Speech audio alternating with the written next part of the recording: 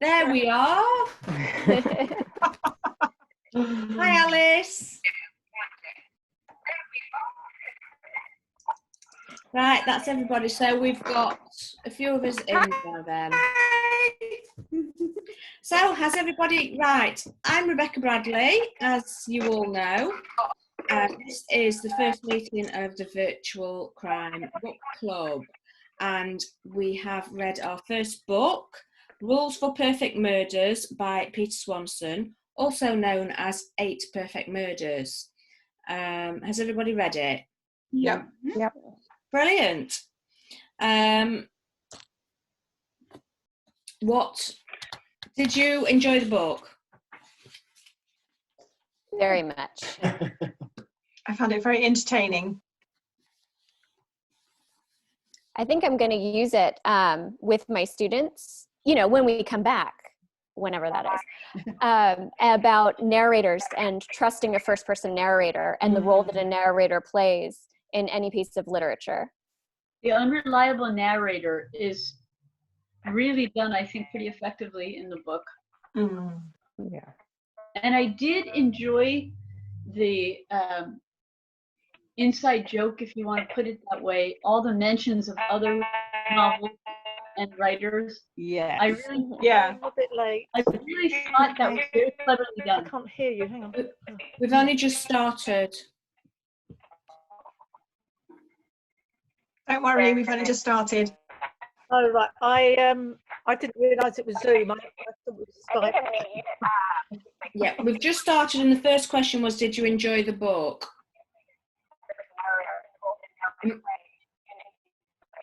Margot was saying she enjoyed the unreliable narrator. I can't hear Alice. I can hear somebody talking. Like she's got feedback on it. I think it's Alice because her box keeps lighting up, but I can't hear her. I can't hear her either. Alice, have you just been talking about the book?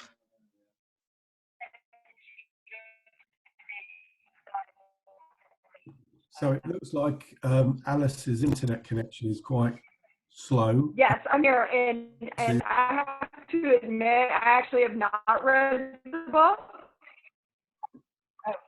Okay. You've not read the book? Oh,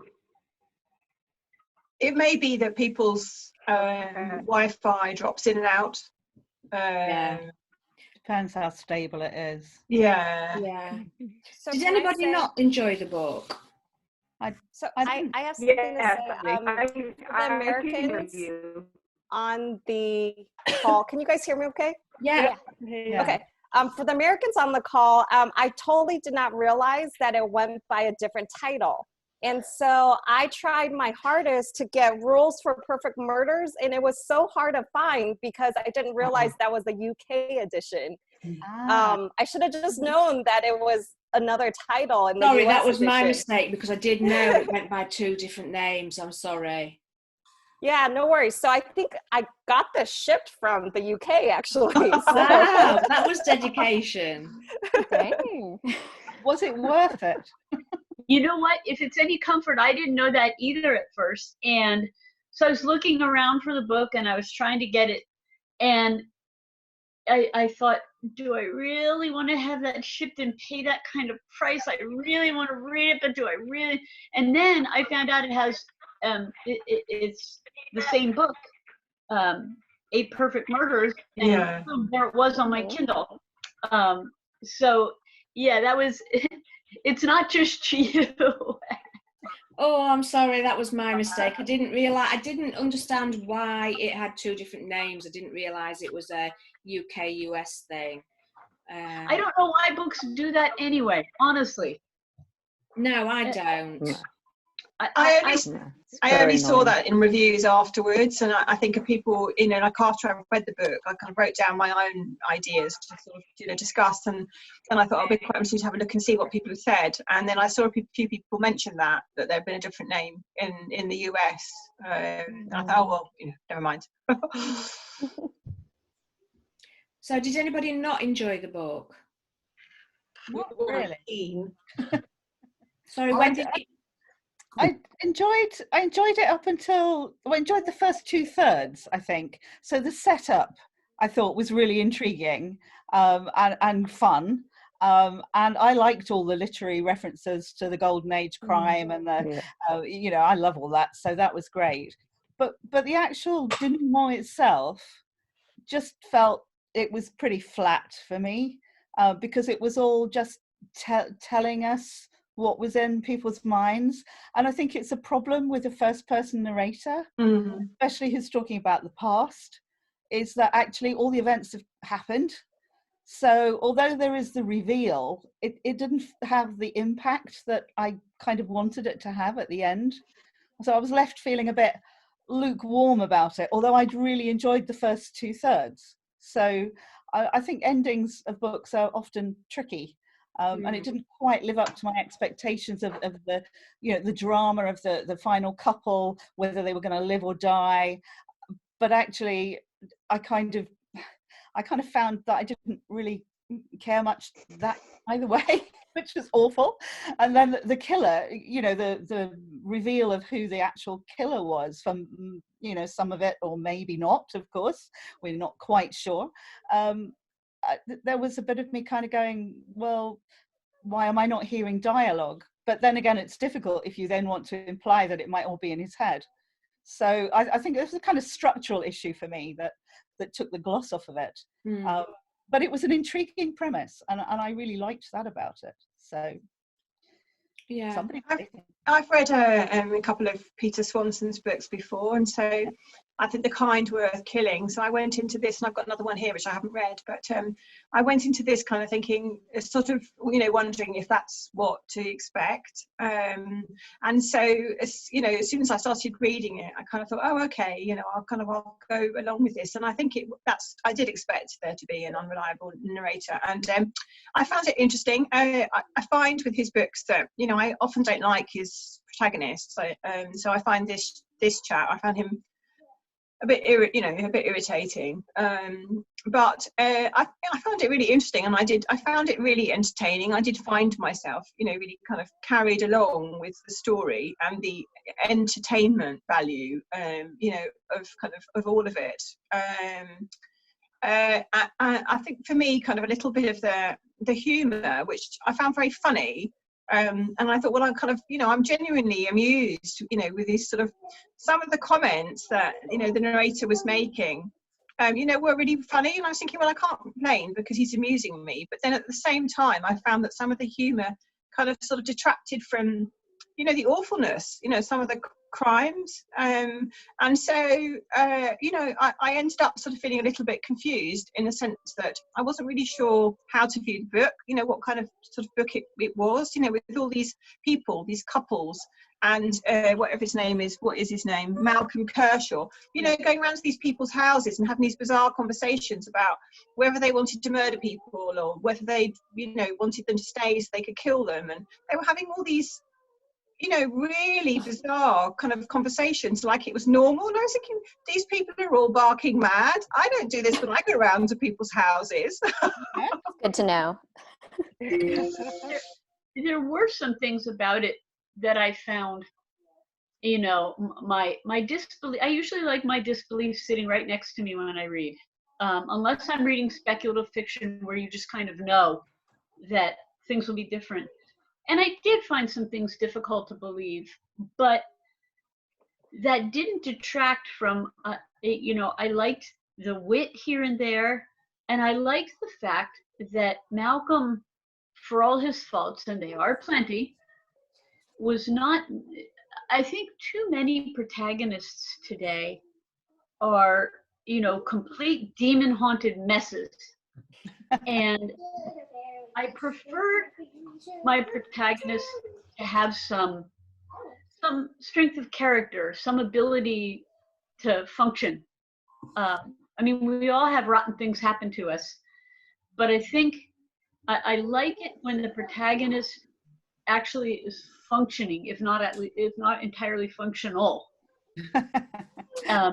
If functioning is the right word for somebody who's cold-bloodedly killing people, I Functional is an interesting It is, but I think you know what I mean. You know, not spending the entire time doing drugs and drinking and all that sort of thing. And he, you know, at least he was able to hold himself together. Well, there's the murders, but you know, reminds me a way to cope. It reminds me a little bit. Has everybody read? Just on that score, it doesn't really remind me. Have you folks read A Pleasure and a Calling? I think that's what it's called. Yeah. And the protagonist there is a real estate sales person. In that sense, it sort of reminds me of him, just a little. Just while we're talking about the book, something I should have brought up at the start of the meeting is, because everybody's read it, we're happy to talk spoilers, aren't we? Yes. It's just, this is going to be recorded and put on YouTube for viewing by people tomorrow. So if anybody is watching, be aware, if you've not read the book, there's potentially going to be spoilers within this group meeting. So I'll bring that up if anybody is watching it after we've finished this. So one of the questions actually, Margot, was that I've written down was, what other books did it remind you of? So you've already said it did remind you of another book. It did, only in the sense, you know, the plot is not the same or anything like that. But it did make me think of that character, Mr. Hemming, the real estate salesperson. And I don't want to spoil that book for anyone who has not read it, but I saw a similarity in the two characters. I'll just put it that way. And that odd and maybe even dissonant, that odd juxtaposition of wit here and there with some very dark things happening. All the talk of books within the novel, did you end up wanting to read any of the others that were listed in his list of 8 perfect murders? Except that he basically spoiled them because he knew about them. It was a book full of spoilers, wasn't it? Yeah. And I thought that was a bit of a shame for people who may not have read them all. I mean, I'd read most of them, but not all. But it didn't make me want to go out and read those, because now I know what they're about and what happened. It's a shame. There really were spoiler-filled with those books. And sometimes there was repetitive too, that he would kind of repeat the plot of those books, and we're like, okay, we get it, you've referenced it, 5 other times already. Yeah, because each time he met a new character, he was going to go over what, exactly. I found that as well, and I did find that a bit, oh, okay, you've told us this already. And also I know because I've read the book, and so that thing about meeting a new character, I mean, in some senses it was interesting because we got a different perspective, with kind of what that particular character maybe thought or felt about it and stuff. But I agree about the repetition. Who was your favourite character?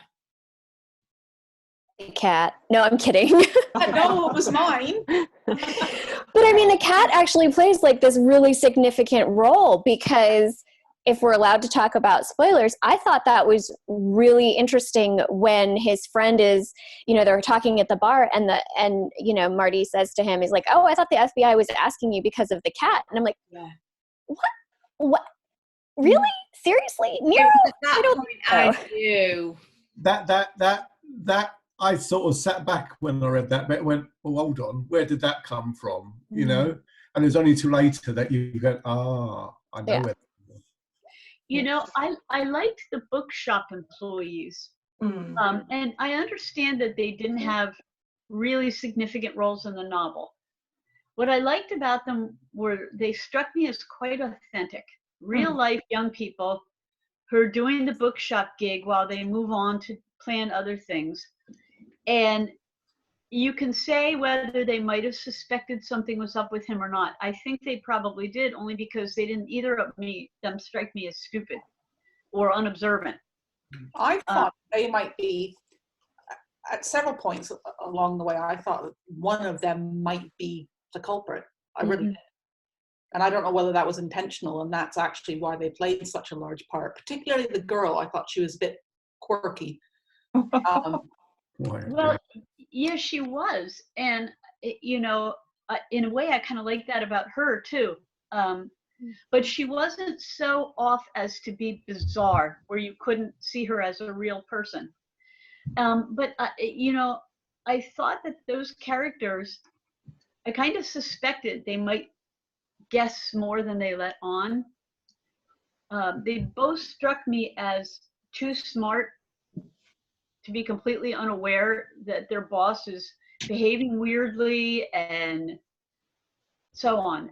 I thought they were very nicely drawn, particularly since they were not the main characters. I thought Swanson did a good job of that. I thought as well, and just to kind of follow on from that, I agree. I felt that they really kind of normalised Malcolm, and kind of made his character seem more three-dimensional. You know, he had this job, and in that role as a bookshop owner and as an employer, you know, I felt like he seemed to be quite nice with them, really. So it sort of showed a different side to him. And that's something that I found quite intriguing about the Malcolm Kershaw, you know, was these various different aspects of him. Because, you know, he'd kind of committed these murders, but he read poetry before he went to sleep at night. And, you know, he had these really strange facets. And then he kept talking about his, you know, his mother and his, you know, distant mother and his alcoholic father. And, you know, his ex-wife Claire, who he, you know, clearly, okay, he murdered her, you know, and this was the thing about this, you know, mix of humour and whatever, but I mean, he murdered her, but he seemed to really genuinely love her. It seemed like Claire was the only person that he seemed to have genuine feelings for, and the only person that he seemed to allow to become close to him. And, you know, so, yeah, I found Malcolm had these strange sort of, you know, aspects, you know, to him, this lying and this sort of psychopathy or, you know, whatever it was, and these kind of murderous intentions. But, you know, his role in the bookshop stuff kind of, you know, that seemed quite nice. And, you know, the fact that he rescued the cat, you know, I thought, oh, that's quite nice, really, you know, and so. And say Claire wasn't an on-page character, do you think she was well drawn? Yes, I thought she was quite convincing all round. And although we really only see her through his eyes, it's actually a rounded picture that we're getting of her, you know, her wonder and her faults as well. So I thought he did that really well. Yeah. Were there any characters you didn't like? Yeah, the FBI agent was completely unreal, I thought. From the beginning, I was thinking he's so fake. There's something weird about this character.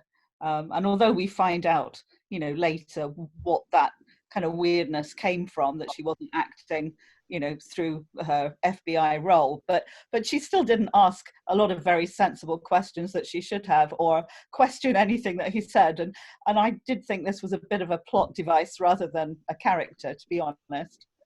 It did seem a bit here and there, a hint of contrived. Yeah. I don't want to quite go that far, okay, because it didn't put me off quite that much, but I can see exactly what you mean. You know, she moved the plot along here and there, but yeah, what kind of person was, especially since she had such a major role? I found, you know, to begin with, when it started off, and I don't know how much of the book, but the first sort of third really was this kind of cat and mouse game between her, Gwen, and Malcolm Kershaw. And I kept thinking, I don't really understand what's going on. You know, I found it really interesting, but I didn't, you know, it just seemed really weird to me, because as an FBI agent, she came across as really wet. You know, the things that she was asking, the way that she was with him, you know, and I was thinking about Clarice Starling, you know, people that we see in films, and I was just thinking, but she's really wet. And you know, so I did find myself kind of warming towards her, you know, when she came out with her bit about, look, I need to tell you a bit, and I knew your wife and my dad this, and you know, whatever it was. But to start with, I must admit, I did think, I don't really, where is this going, this cat and mouse game between the two of them? And, he seemed to be really enjoying it. And I thought, well, okay, he seems to be bored, his whole character. He seemed to be consumed with kind of boredom in a way or something. And so, he's going along with this, her turning up on his doorstep because he's a bit bored. But where's she coming from? If she's an FBI agent, why is she not more decisive and, more exacting and, etc. So I did find that quite confusing. So I was quite pleased when we, were told that there was a reason why she was kind of asking him all these questions. And so I think I sort of and I thought, oh, phew, okay, so there's a reason why she's like that. I kept thinking that the author was teasing us that there might be some romantic liaison between the two of them, and in the end I was hoping that there was, and got quite disappointed when she was suspecting that she'd gone. In a way I'm kind of glad there wasn't, although I understand exactly what you're saying. In a way I'm kind of glad there wasn't, because that happens too often. I like it when an author does something that's not always done by a lot of other authors. I was kind of up in the air about whether I wanted that to happen, but in the end I think it was kind of better that it didn't. But the tease was there a few times in the book. Yes. No doubt about that. And what about favourite scenes in the book? Did anything stand out? For me, not. I something I really like about Peter Swanson's books is, he has these sort of labyrinthine plots, and they go from one sort of, one scene, one interaction with one group of people to another, to another, to another, to another, to another. And I found all of them actually sort of equally compelling, really. I did get to a point though, kind of, and I sort of had a look on my Kindle. I read it on Kindle, and I looked and I thought, okay, so are we going to meet more people now? I kind of wanted it to wrap up a bit, sort of like 80%, and just because it went from one group to another, to another, to another. But I did find them very compelling, and then there were lots of scenes equally, really. How about others? We thought he drank a lot of English beer. We thought there was going to be some sort of link with England, because they mentioned his trip to England a few times, and we thought there was going to be something linked there, really. I think Peter Swanson must like England, because I've read one of his other books and he does link back to the UK quite a lot. Yeah. So, something right at the start of the book. It said, "This is a true story." Yeah. And that sort of threw me, because I'm reading the book and I'm thinking, surely some of this isn't true. And why would you put that at the front of the book if it wasn't weird. True? Anybody have any idea?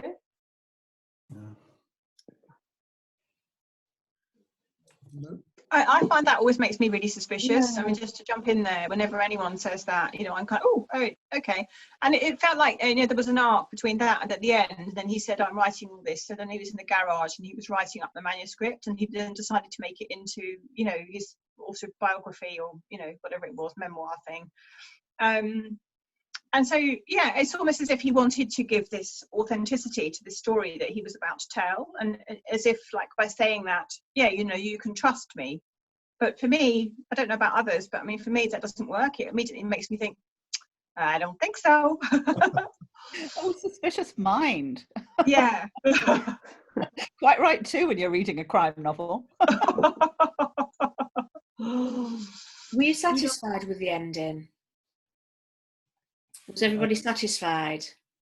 I was a little disappointed with spoilers when he talked about Claire at the end, and I always, it just didn't make sense that he pursued the perceived killer of his wife so much when at the end it was like, well, he ran her off the road or swerved towards her. You see what I mean? And that to me that disappointed me, I think. But I think he was, it was more who he held responsible for her being in that position. So that didn't actually worry me that much. And I wasn't, I mean, it was a nice little twist that he ran her off the road, because I thought that had been kind of, you thought that he'd done something, and then I kind of thought, oh, maybe he didn't. And then when it was like, oh, and I did, it was like, oh, okay. And I thought that was quite a nice little twist. But I didn't think it damaged his sort of mindset, you know, his motivation. I did sort of go along with that rather. Because the woman that he loved was dead already as soon as she started cheating and using drugs and drinking again. Like, she was already dead. He just sort of ended the physicality of it. That's how he sees it, I believe. But yet I see your point about a bit of disappointment, but that honestly to me seemed to fit. It seemed to fit with his mindset. It seemed to be sort of the way that he thinks. Even if we wouldn't think that way, I can sort of see how it makes sense in an odd Malcolm sort of way to him. Yeah. And that kept me from being completely let down with that. I honestly, if there was any disappointment for me, it was the whole thing with him and Gwen. And I don't mean whether or not they got together. It just didn't flow quite as authentically. And it's a minor little quibble.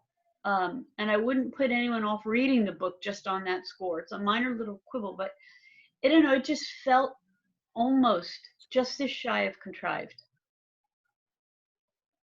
I just to follow on, Margot, from what you're saying there, really, I think the sort of the farcical nature, you know, of a lot of the interactions and, you know, reactions and responses and stuff, kind of, I didn't really expect there to be a really serious kind of denouement and a realistic one. And so when I was looking at those crime scenes, I mean, okay, this is with my crime reader, but also crime writer hat on, you know, I was thinking, okay, so I don't know about perfect murders, but I mean, I was looking at about 3 of them that I wrote down. So like, you know, when he ran Claire off the road, well, I mean, why were there no tyre marks? And why was there no analysis of where his sat-nav had been? And, you know, all of that stuff. And then there was another one, so when he went round to the chap who was sitting in the garage, and he says in broad daylight, I got my sledgehammer out and the baseball bat, and I bashed his head in, you know. And I was thinking, so how did no one see that? I mean, how come there were no? So with these perfect murders, I don't know, to me, I think by that stage I hadn't really expected there to be a very realistic sort of, you know, yeah, sort of denouement. And when I was, you know, when it came to the showdown between him and Marty, and I was listening to, you know, or kind of thinking about what Marty was saying about what he'd done and why, it kind of, you know, it kind of worked, because I didn't expect anything sort of too sensible, I suppose, too realistic. And what about the actual very ending, the last couple of paragraphs? Were you happy with how it ended with what he did when he walked into the water? I feel like Gwen's going to be looking for him for a long time. That's the next book. Gwen goes crazy and she goes on her own murder spree. He could do, yeah. Because no one knows where he is. He's just going to walk into, like he's leaving this all behind, but he could have escaped. That would be the best if he just never walked off the pier or cliff or whatever it is, the jetty, and he just keeps walking. He just gets away with it. He just walks away and leaves this thing behind saying that he's committed suicide. Well, the last sentence is, it's nice to think I'll leave a mystery in my wake. Yeah, so the canoe man, maybe he's living next door to yeah, I mean, kind of, it worked for me. But one of the things, can I just ask, I mean, I was a little bit confused about who Marty was, because when he said about, I've changed, you know, these are all the names, but I've, you know, they're all true names apart from Marty's, and you're bound to think Marty's me. Yeah, I wasn't really sure then. Also, who was Marty? Just this man who sort of drifted into his life and become interested in him. And Marty's motivations for the murders seemed pretty flaky. Did they to anyone else? Yeah, Is Marty real? I was bored. I thought I'd kill a few people and have some fun. Yeah, a bit off. And I was a bit puzzled about the killing of the alcoholic who drank himself to death, but he had to drug him as well. And I thought that's not really in the spirit of the crime he's supposed to be copying here. That didn't work for me. But yeah, I think this is. Yeah, I did enjoy the book in for its entertainment value. Yeah, I did. When you start to analyze it, it doesn't hold together very well. So then I get more irritated by it. But actually, when I was reading it, up until 2/3 of the way through, I was thinking, oh yeah, I'm quite enjoying this. I want to know what happens next and what's going on, and and then it all sort of starts to fall apart a bit. And I think it is about the motivations and then the kind of the holes that we're talking about that take the gloss off it at that stage, which is a shame because I think it is, it's got a lot going for it. But I'm not sure I would endorse it very strongly if somebody said to me, have you read any good books lately? What could you recommend? I'm not sure that would be top of my list. Vicky, you said you've read some others of his, which I haven't. So are they? I read A Kind Worth Killing was the first book of his that I read, and I find it quite similar. But also, like Margot said, I find that with Peter Swanson's books, I really like the way that he writes. I think he's very interesting, and I find, intellectually, I engage with these plots, and sort of, humour-wise, I find them very entertaining and very funny and very engaging. But I don't care about the characters. I'm not on a journey, for the character arc and, whatever it is. I really am there for the entertainment value. But, I think he does it extremely well. But I really do agree with Margot that I think, that his books really do remind me of that, The Gentleman. And I can never remember what the author's called, but it's such a good book.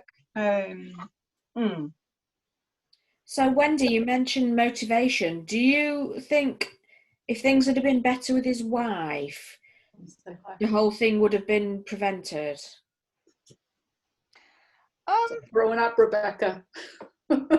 It's difficult to gauge that one because you have to sort of start with the character you're given and their history, and without that it would be a different book altogether. So I'm not sure I'm really competent to answer that question.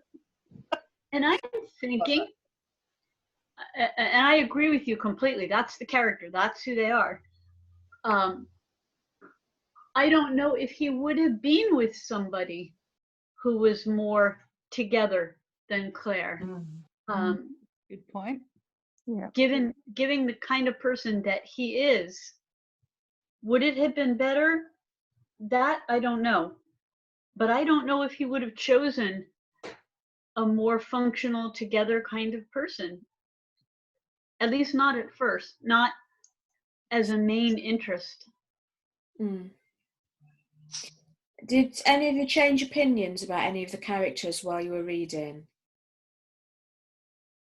Only just vacillating back and forth with his employees about actually, whether they were more involved than they appeared, or, if they were really as they seemed. But other than that, not really. Did you? No. Because I wasn't really signed up to the book at all. I sort of read it because I had to for the club, but it was probably my last choice out of our choices. So I was a bit grumpy about having to read it in the first place anyway. Sorry about that. I probably liked it more than I expected to, but I didn't really like it. But that's just personal opinion. It's not my style of crime. Yeah. Did the structure of the book affect the story at all? What do you mean? The way that he set it out with the way that he wrote it, do you think it affected anything? You've already mentioned that he kind of wrote it as a diary. I'm not sure. For me, I didn't really buy that whole thing about a diary come memoir sort of thing, whatever. To me, it felt like he sort of bookended those bits of this is a true story, and then at the end, here is me, you know, I'm writing this manuscript. To me, it felt like he'd written it as a, you know, as a normal novel, and there were the flashback chapters kind of going back and forth, you know, between sort of early events. And I found that, you know, okay. That didn't cause problems for me. It was sort of clearly marked. I switched in between reading bits on my Kindle and also listening to some on audio, and it was fine for me. I think I think it might have been interesting as an audiobook, actually. I kind of wish I'd bought it like as an audiobook now. I think because, you know, I was really thinking about this, and then, you know, because I found it quite expositional, you know, I think as a writer, I was just thinking, oh my gosh, you know, but actually as a story, to listen to it, you know, as a story, and I love audiobooks because I really do feel like, oh, he's telling me a story, it's just for me, you know, and it was so interesting because actually it was so, yeah, I mean, it just was so entertaining on audio as a story. I love audio. I'm about done for questions. So is there anything you want to say, anything else you want to say or talk about with the book? No, looking forward to the next one, really. Yeah. Yeah. So am I. I just sort of, something that interests me, I just was wondering about was, you know, how people felt about this idea of, and it's something that comes up a lot in fiction, and I think particularly, you know, in crime fiction, you know, is this, you know, we've all mentioned the idea about the unreliable narrator, but also, you know, about whether or not he's likable, you know, whether we can empathize with him. And, you know, so for me, for example, I didn't particularly like him. I found him really quite irritating, and I found him quite self-absorbed. I didn't really empathize with him, and I wasn't particularly rooting for him, but I just, you know, I still found myself intrigued to find out what was going to happen. And so, you know, I'm quite interested to know what everyone else thought about him as a protagonist. See, for me, it isn't entirely about whether I like a character, the protagonist in particular. I always like it better when I do. But even if I don't particularly find the character sympathetic, the character has to be interesting. For me, that's a lot more important than whether I like the person. Do you hold my interest enough for me to care what happens to you? For me to care what you do? And I've read, and I'm sure you all have too, a number of books where I didn't much care for the protagonist, but I could say, okay, the story's carrying me along, and I want to know what's going to happen next, because this is really, he's kind of interesting on that level, or she's got this interesting aspect to her character. I don't like her. I wouldn't want to live next door to her, but yeah. Anyone else about protagonists? I quite liked him, but I think it was more about his job, what he did, the way he was talking. It's nice to be sort of the owner of some sort of quiet bookstore somewhere where you go in, you've got a nice little cat you can pet, and you chat away, read a few books. I loved that, and I really liked that, and so I warmed to him at first, until I was on a Kindle as well, until about 30% of the way through, when it suddenly went, I killed this Eric Atwell chap sort of touch, and I was like, oh, okay, and then I started looking at him a little, you know, a bit closer, really. I think you're right. The idea that he was suddenly, you know, trading this murder with somebody else, and that he went through with it, I actually found quite surprising, even knowing it was a crime book, because I thought, but you know, this is a nice guy. He's a bookshop owner. He's had you know, difficulties with his wife, but he's had this tragedy, and I you know, I didn't like him particularly, but I was sort of warm towards him. I thought he'd got, you know, he got my interest, and I was happy. And then, yeah, suddenly it's like, oh, hang on a minute, he's just killed somebody. And but to contrast that, the actions with the cat were so kind of the opposite extreme that I thought that was quite clever, and I liked it. So I was intrigued by that, this kind of guy who'd got these two completely different sides to him. And I loved the bit at the end. The one thing about the ending that I really loved was this idea that the cat had rescued him from this awful thing that he'd done, and he sort of flashed back into being real again for me at that point, because I could see, you know, that that was a very conflicted sort of position for him to be in, whereas for a lot of the novel he didn't seem particularly conflicted, and that was rather worrying, and it sort of made me back off him a bit. I forgot about that bit with the cat, actually. That was really good. Yeah. He explained that he couldn't really identify with people too much. He had that, like, the cloud came down and he couldn't really, like, find joy in the company of other people except for presumably Claire until, you know, that moment.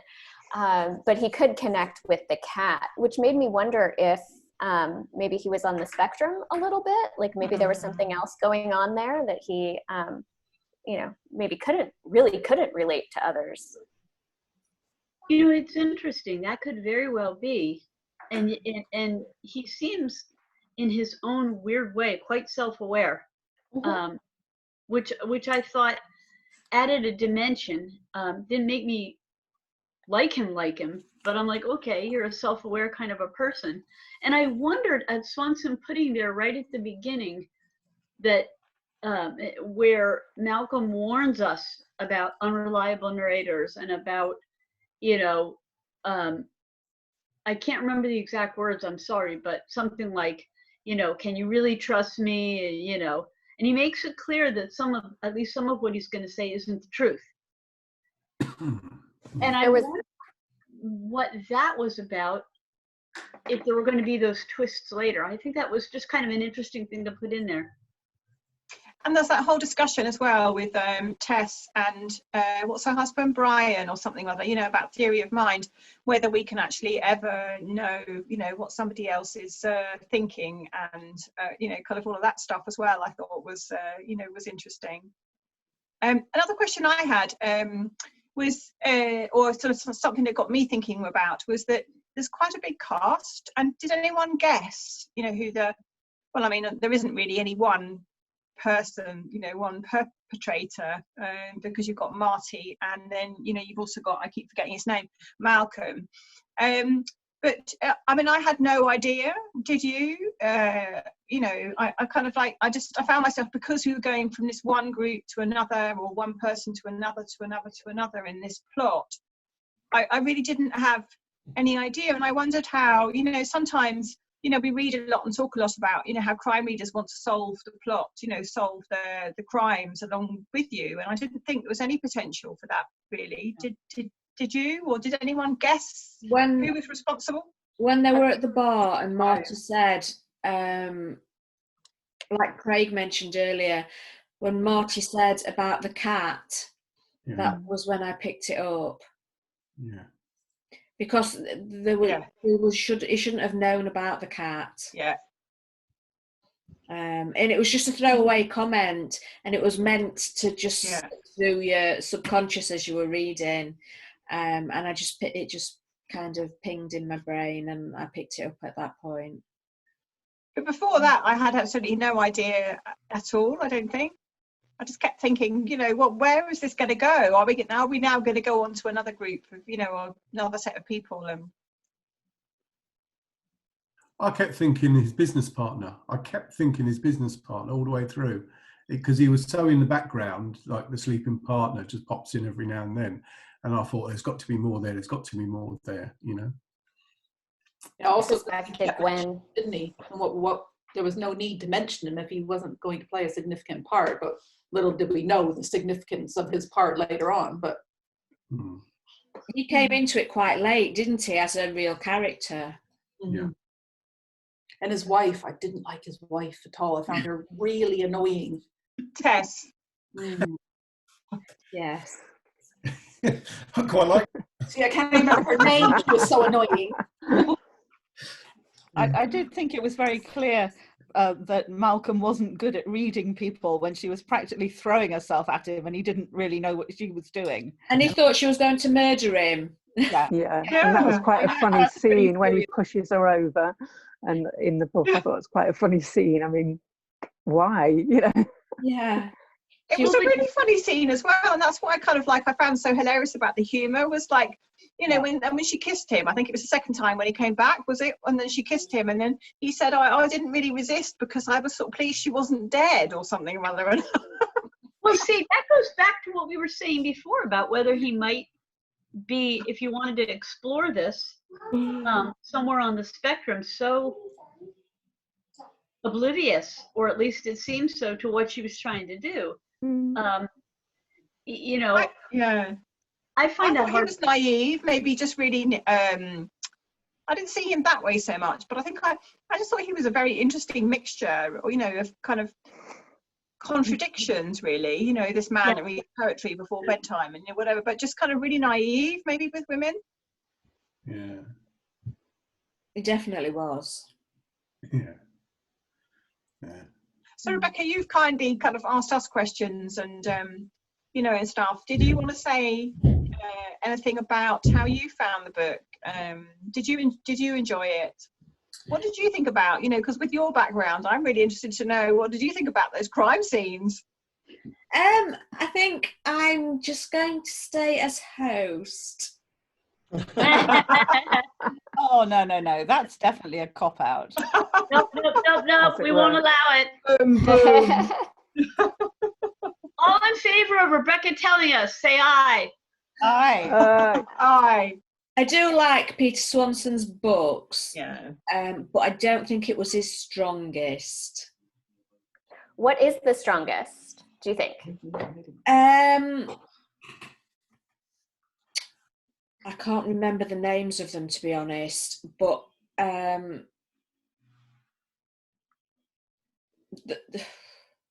his first and second ones are quite good.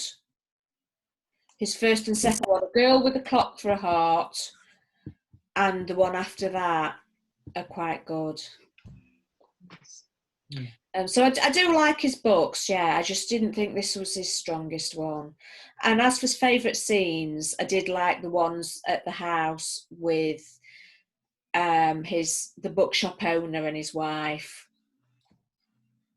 where he thought she was coming on to him and he thought she was trying to kill him. And he set up so many, you know, in terms of kind of foreshadowing, you know, when there was the, can you go downstairs and get the port, and can you go upstairs and get the whiskey and stuff. And I was like, oh, you know, what's going to happen? I really, really expected him. I don't know, you know, that was funny, because then actually none of those things happened.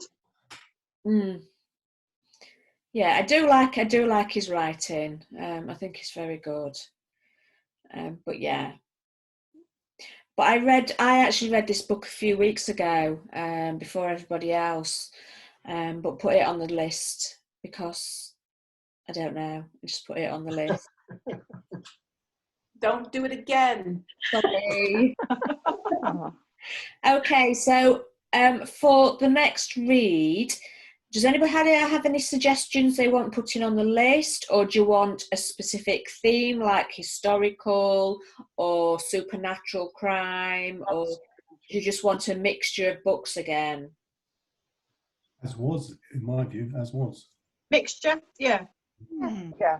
I'd quite like it if we could like have the choices that we had last month again at some point, without Peter in it, you know. Because there were some really good books in there. Yeah, there were. I think it's nice. I mean, I thought, you know, that out of all of those that you chose, Rebecca, there were loads that I would very happily have read or will read and whatever, you know, and discuss. But I think it's nice. I don't know what others think, but I quite like looking at, you know, kind of books that are quite high profile, you know, or kind of big reads, or, you know, for me personally, I enjoy that. But to be honest, I really, really don't mind. I don't mind. I just would rather not have supernatural, just because it really scares me. And if we choose one of those, I just won't read that month. That's all. I won't take part that month. Always try a Death's Kid if you want something that's kind of not really scary but very supernatural.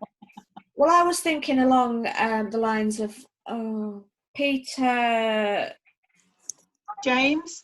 No, for the supernatural one, The Rivers of London. Oh, The Rivers of London, Ben Aronovich. Yes. Yeah, that's the kind of not really supernatural. He's more funny supernatural, isn't it? It's definitely magical realism, isn't it?